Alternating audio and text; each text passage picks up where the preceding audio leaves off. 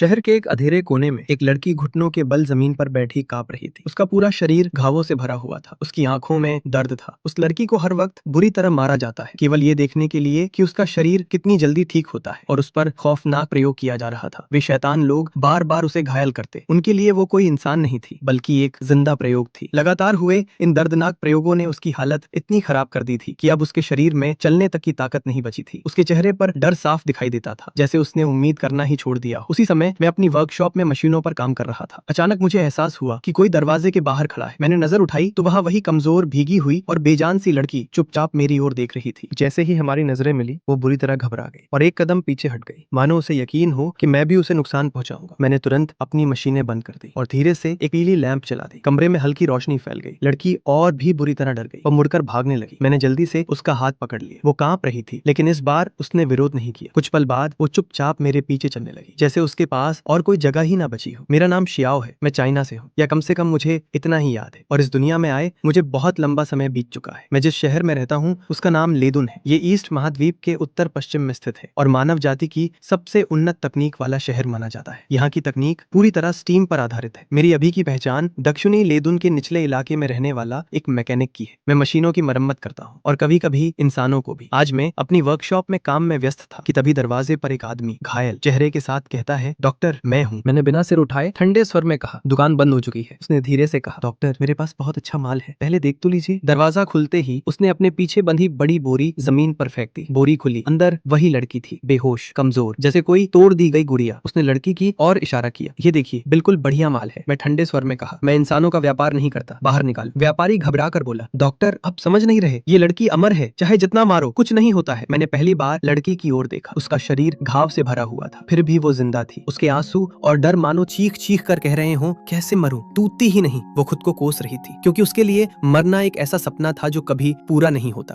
व्यापारी ने हड़बड़ा कर कहा, डॉक्टर कुछ तो बोलिए, इसे मैं 50 गोल्ड कॉइन में बेचता, लेकिन आपके लिए 40 में दे दूंगा। मैंने गुस्से से उसकी ओर देखा, क्या तुम जिंदा रहना चाहते हो? वो मेरी बात को मजाक समझकर हंस पड़ा। हाँ बिल्कुल, कौन मरना चाहता है? अगले ही पल मैंने अपने हाथ में पकड़ा भारी औजार पूरी ताकत से उसकी ओर फेंक दिया। औजार उसके कान के बिल्कुल पास से गुजरता हुआ पीछे की दीवार में जोर से धंस गया। आवाज सुनते ही व्यापारी का चेहरा सफेद पड़ गया। मैंने उसकी तरफ दोबारा देखा भी नहीं। मेरी नजर उस लड़की पर टिक गई। तुम्हारा नाम क्या है? लड़की ने कांपते हुए धीरे धीरे अपना सिर उठाया। उसकी आंखों में डर के साथ एक छोटी सी उम्मीद भी झलक रही थी। कांपती हुई आवाज में उसने कहा, लुटिया। मैंने हल्का सा सिर हिलाया, फिर मेज पर रखी सिक्कों की थैली उठाकर व्यापारी की तरफ फेंक दी। गिन लो। उसने जल्दी से थैली पकड़ ली। सिक्कों की खनक सुनते ही उसके चेहरे पर लालच भरी मुस्कान लौट आई। अब ये आपकी हुई डॉक्टर, वैसे भी इसके साथ चाहे कुछ भी कर लीजिए, ये टूटने वाली नहीं है। मैंने उसकी आंखों में देखते हुए ठंडी आवाज में सिर्फ एक शब्द कहा, दफा हो जाओ। मेरी आवाज में ऐसा दबाव था कि वो एक पल भी वहां रुकने की हिम्मत नहीं कर पाया। सिक्कों की थैली सीने से लगाकर वो लगभग भागता हुआ वर्कशॉप से बाहर निकल गया। दरवाजा बंद होते ही पूरा कमरा खामोशी में डूब गया। लुटिया का शरीर अब भी कांप रहा था। शायद उसे लग रहा था कि अब उसके साथ पहले से भी बुरा होने वाला है। मैंने बिना कुछ कहे अपने हाथों पर लगा मशीन का तेल साफ किया, फिर पूरी वर्कशॉप को व्यवस्थित करने लगा। लुटिया मेरी हर हरकत डरी हुई नजरों से देख रही थी। मैं एक मशीन के पास गया और उसे चालू कर दिया। मशीन की आवाज सुनते ही वो और भी सहम गई। मैंने मशीन से निकला गर्म पानी एक बोल में भरना शुरू किया, फिर सफेद जैसी चीज उसमें मिलाया। लुटिया की नजरें उसी पर टिकी थी। उसने मन ही मन सोचा, बर्फ से भी ज्यादा सफेद ये क्या है? वो इसे पानी में क्यों मिला रहा है? और अब वो मेरी तरफ आ रहा है। उसकी सांसें तेज हो गई। क्या वो मुझे मारने वाला है? मैं जल्दी से वो खाने का बाउल उसके पैरों के सामने रख दिया। लुटिया घबराते हुए मुझसे कहा, इसे जमीन पर क्यों नहीं फेंका? क्या ये मुझे दिया गया और मैं इसे छू सकती हूँ? मैंने उसे नरमी से कहा, अगर नहीं खाओगी तो ये ठंडा हो जाएगा। उसने कांपते हुए शरीर के साथ खाने को थोड़ी देर घूरने लगी। उसकी आंखों में संदेह था, शायद इसमें जहर हो, शायद खाने के बाद और बुरी सजा मिले। लेकिन उसका पेट घुर्रा रहा। कई दिनों से भूखी थी। उसने कटोरी को छुआ, ये गर्म है। पहला घूंट लिया, बहुत गर्म,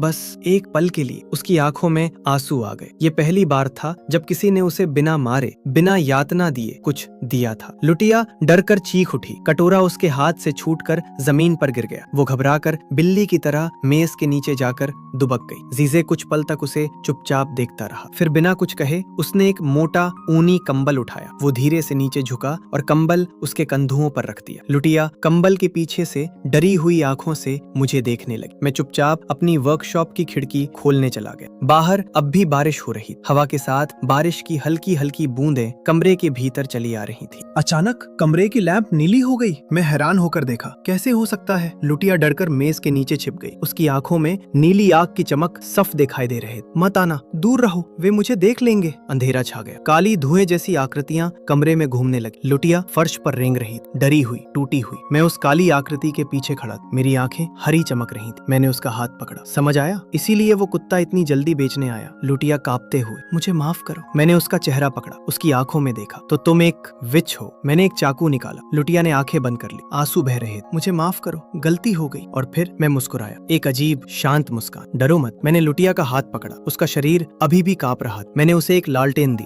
एक पुरानी धातु की लालटेन जिसमें से नीली आग की लौ जल रही थी। काम करो, मैंने कहा। शरारत मत करना, यही रहो। जब तक मैं वापस ना आऊं बाहर मत निकलना। मैंने दरवाजा खोला। बाहर अभी भी बारिश हो रही थी। मैंने अपना कोट ठीक किया, छाता उठाया और बिना पीछे देखे बाहर निकल गया। मेरे पीछे से लुटिया की आवाज आई, जीजे। मैंने रुक कर कहा, वादा किया था ना जिंदा रहने का। मैं जिंदा लोगों से किए वादे कभी नहीं तोड़ता। उधर वही व्यापारी पूरी ताकत से भाग रहा था। उसकी सांसें फूल चुकी थी। बार बार पीछे मुड़कर देखता, जैसे कोई उसका पीछा कर रहा हो। नहीं, वो आदमी सामान्य नहीं था। उसने कांपते हुए जेब से काली कांच की एक छोटी बोतल निकाली। उस पर सुनहरे अक्षरों में लिखा था, मॉर्ट्स ए रेफ्यूजियम। उसने बिना सोचे पूरी बोतल एक ही सांस में पी ली। अगले ही पल उसकी नसें काली पड़ने लगी, शरीर से धुएं जैसी परछाइयां निकलने लगी। तभी एक शांत आवाज सुनाई दी, इतनी जल्दी भाग क्यों रहे हो? व्यापारी का शरीर कांप उठा। उसने धीरे धीरे सिर उठाया। बारिश के बीच एक काले छाते के नीचे जीजे बिल्कुल शांत खड़ा था, जैसे वो हमेशा से वहीं मौजूद हो। व्यापारी हकलाने लगा, डॉक्टर, गलत मत समझिए, मैं तो बस। जीजे ने उसकी बात बीच में ही काट दी। मैं सोच रहा था मुझे मारने के लिए किसने भेजा होगा। उसकी हरी आंखें अंधेरे में चमक उठी। अब समझ आया, तुम सिर्फ व्यापारी नहीं हो, तुम किसी और के लिए काम करते हो। व्यापारी के चेहरे का रंग उड़ गया। डॉक्टर, तुम्हें बस एक अच्छा माल मिला। अगर तुम्हें लगता है कि नुकसान हुआ है तो मैं इसे वापस ले लेता हूँ। उसके पूरे शब्द निकलने से पहले ही मैंने उसका बायां हाथ काट दिया। उसका बायां हाथ कंधे से अलग होकर जमीन पर गिर चुका था। खून बारिश के पानी में बहने लगा। वो तड़पने लगा। मैंने उसे ठंडी नजरों से देखा और पूछा, बकवास बंद कर सकते हो? व्यापारी रो पड़ा, मुझे बस अंदाजा था कि आपको पता चल जाएगा कि वो लड़की एक विच है, लेकिन मैंने किसी और को कुछ नहीं बताया। जीजे कुछ पल तक उसे देखता रहा, फिर पूछा, कितने लोग जानते हैं उस बच्ची की शक्ति के बारे में? व्यापारी ने दर्द से कराहते हुए कहा, जिन्होंने उस पर प्रयोग किए थे उन सब की याददाश्त मिटा दी गई। अब सिर्फ हाई टाइड परिवार का उत्तराधिकारी जानता है, बैरन का बेटा। जीजे की आंखों में पहली बार हल्की ठंडक उतर आई। तो आखिरकार असली नाम मिल ही गया, व्यापारी ने जल्दी जल्दी कहा। डॉक्टर, मैं मजबूर था। अगर अमीर लोगों की बात नहीं मानता तो वे मुझे मार देते। मैं सिर्फ पैसे कमाना चाहता था। बस एक बार मुझे माफ कर दीजिए। जीजे ने जेब से सिगरेट निकाली, माचिस जलाई। धुआं धीरे धीरे बारिश में घुल गया। मैंने तुम्हें 2 बार मौत से बचाया। व्यापारी की आंखें चमक उठी। हाँ डॉक्टर, मैं कभी नहीं भूलूंगा। मैं अभी इस शहर से हमेशा के लिए चला जाऊंगा। जीजे मुस्कुराया, ठीक है, मैं तुम्हें जीने का एक मौका देता हूँ। व्यापारी खुशी से रो पड़ा। अफसोस, मैंने कहा, अब तुम एक मुर्दा हो। उसके टुकड़े जमीन पर गिरे। फिर मैंने उसके अवशेषों को पूरी तरह जला दिया। इस बीच मैंने अपना छाता भी आग में फेंक दिया। शैतानी आग पूरी गली में फैल गई। मैं आग के बीच में खड़ा था, छाता हाथ में, शांत। शायद अब वापस ना आए। मुर्दे तो नहीं जीते ना। लेकिन मैंने एक गलती की। मैंने ज्यादा देर नहीं रुका। मैं वहां से निकल गया। मैंने सोचा काम खत्म हो गया, लेकिन जैसे जैसे समय बीतता गया उस गली के कोने से एक काला चिपचिपा पदार्थ उभरने लगा, मानो कोई जीवित कीचड़ हो। वो धीरे धीरे फैलता गया और भागने की कोशिश करने लगा, लेकिन तभी उसकी नजर मुझ पर पड़ी। मैंने शांत स्वर में कहा, 4 घंटे इंतजार किया, अब जागा? मेरी बात सुनते ही उसकी आंखें गुस्से से लाल हो गई। वो एक भयानक गुर्राहट के साथ मेरी ओर झपटा। वो जीजे का नाम पुकार रहा था। जीजे जीजे बढ़ता गया और फिर एक आकृति बनाई। मैंने एक सिगरेट जलाई, धुआं उड़ता रहा। वो राक्षस मेरी ओर बढ़ा। मैंने माचिस की एक तीली जलाई और कहा, तुमने मेरे साथी को मार दिया। जीजे ने हल्की मुस्कान दी। वो तो पहले से मरा हुआ था। मेरे मोनोकल से एक सुनहरी किरण निकली और वो राक्षस नीली आग में जल गया। एक को मारने में आधा दिन लग गया, सिर्फ समय बर्बाद किया। मैंने उसकी राख को पत्थरों के नीचे दबाया। फिर मैंने देखा वो अपनी बोरी भूल गया था। मैंने वो उठाई, अंदर सिक्के थे। मैंने मुस्कुराते हुए कहा, भागते समय भी ये नहीं भूला। उसी क्षण ठंडी हवा का एक तेज झोंका आया। पूरी गली अचानक बर्फ से ढकने लगी। बारिश की बूंदें हवा में ही जम गई। गई, दीवारों पर सफेद बर्फ फैल गई। जीजे का चेहरा पहली बार गंभीर हुआ। इतनी जल्दी? मैंने सिगरेट फेंकी। सोचा नहीं था इतनी जल्दी पकड़े जाऊंगा। मैंने तेजी से दीवार पर एक सिंबल बनाया और अगले ही पल वहां से गायब हो गया। कुछ ही मिनट बाद एक अधिकारी गली में पहुंचे। उसने चारों ओर नजर दौड़ाई और जमीन पर चमकती हुई नीली आग के निशान, उसकी आंखें फैल गईं। मैजिकल सिल्वर वायर, वो बुदबुदाया। क्या